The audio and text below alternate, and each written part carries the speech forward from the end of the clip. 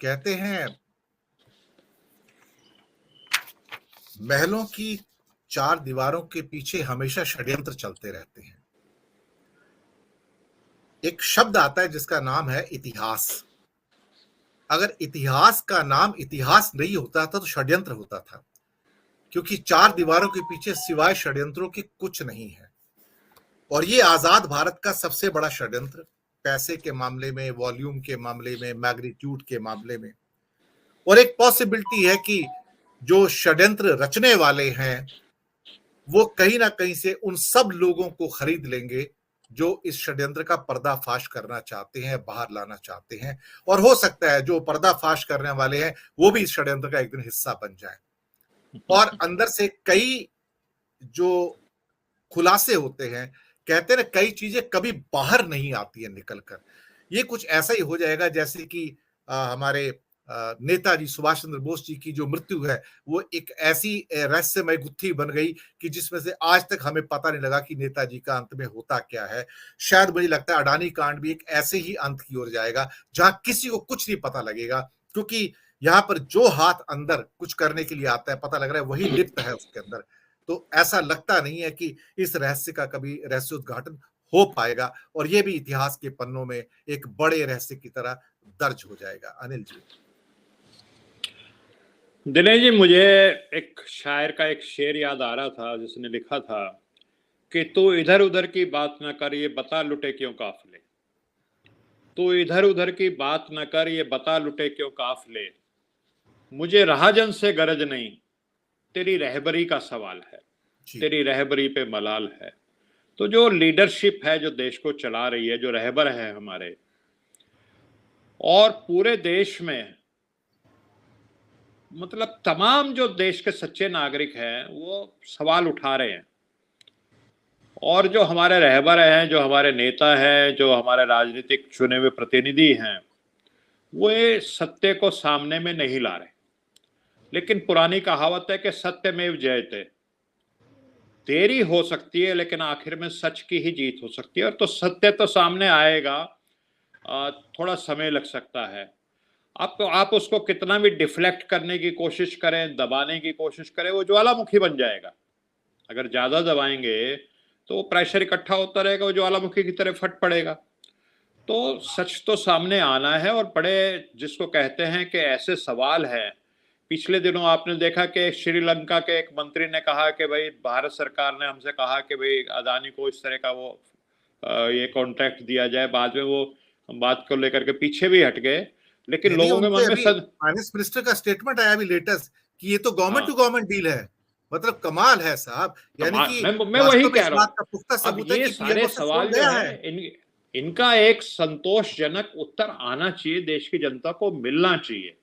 और देश की जनता में मन में एक संदेह पैदा होता है कि कहीं ऐसा तो नहीं है कि जो गवर्नमेंट टू गवर्नमेंट ये जो भी डील अदानी जी की, जैसे श्रीलंका का उदाहरण आया, कि इसमें कहीं देश के जो हित है, जो राष्ट्र हित है, उससे तो नहीं कहीं समझौता किया जाता है कि भी इस तरह की ये डील हो जाए। तो अगर सिर्फ अदानी को फायदा पहुंचाने के लिए होता है उसमें किसी को कोई वो नहीं, लेकिन कहीं उसके फायदा पहुंचाने के लिए कहीं राष्ट्र हित से तो कॉम्प्रोमाइज नहीं होता, ये भी एक सवाल पैदा होता है। तो ये सारे सवाल है सर। लेकिन जब आप संविधान की शपथ लेते हैं, जब आप किसी पद पर आते हैं, तो आप कहते हैं कि बिना बायस, बिना प्रेजुडिस के मैं सब काम करूंगा, और मैं किसी को समर्थन देता हुआ है, उसका फेवर करता हुआ नहीं दिखना चाहता। ये तो हर वो चीज कर रहे हैं जो उन्होंने शपथ ली, उसको उल्टा कर रहे हैं।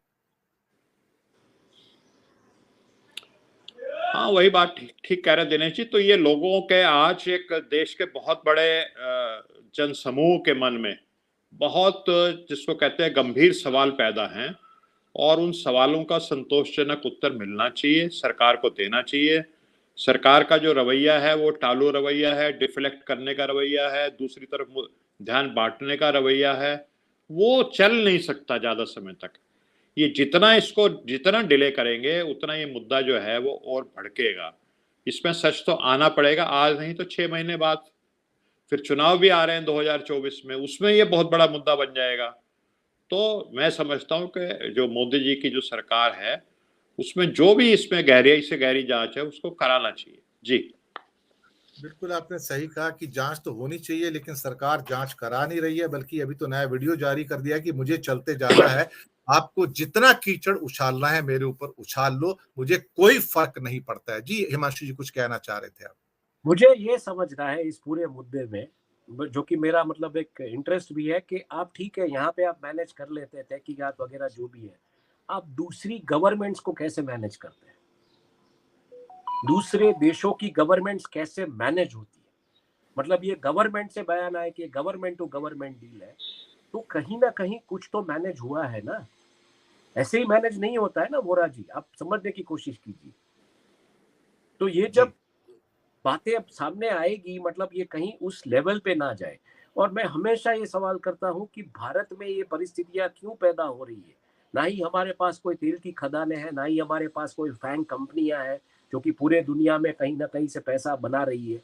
हमारे पास जो है हमारा मानव संसाधन है, और आज मानव संसाधन जिस तरीके से मतलब मंदी की कगार में जा रहा है, जॉबलेसनेस में जा रहा है, तो वो उस लेवल का पैसा भी नहीं कमा पा रहा है। तो क्या we are looking for that version two, जहां पे डोमेस्टिक स्लेवरी की तरफ हम जा रहा है, हम जा रहे हैं हिंदूवाद के नाम पे या किसी प्रांतवाद के नाम पे या किसी धर्म के नाम पे, जहां पे मतलब आपको बोला जाए कि आपकी जरूरतें सरकार तय करेगी। बहुत ही बड़ा सवाल या निशान है। आप वर्ल्ड वाइड गवर्नमेंट्स कैसे मैनेज करते हैं, चाहे वो बिल्कुल ऑस्ट्रेलिया आपने की हो, चाहे वो बांग्लादेश की हो, चाहे वो आई मीन श्रीलंका की हो, चाहे अमेरिका की हो, चाहे यूके की हो, आप ये कैसे करते हैं। आपका क्वेश्चन बहुत वैलिड क्वेश्चन है, और मुझे लगता है कि अ, एक ना एक दिन इतिहास सवाल तो पूछेगा, और सवाल इस बात के भी होंगे कि आपने जब सत्य निष्ठा की कस्में खाई थी तो आपने देश को चलाया कैसे था। और कहीं ना कहीं एक बात इस सरकार ने बार बार प्रूव की है कि देश डूबता है तो डूबे, अर्थव्यवस्था डूबती हो तो डूबे, 82 करोड़ लोग भूखे मरते हो तो मरे, लोग बेरोजगार हैं तो हो, मेरे पास 20-25 करोड़ ऐसे भक्त लोग हैं जो मुझे वोट देंगे और मेरा काम चलेगा, सरकार मेरी रहेगी। And it's a kind of a response from the government which says to hell with you, who are you to ask me this question, you got none of the right to question me on any of these things।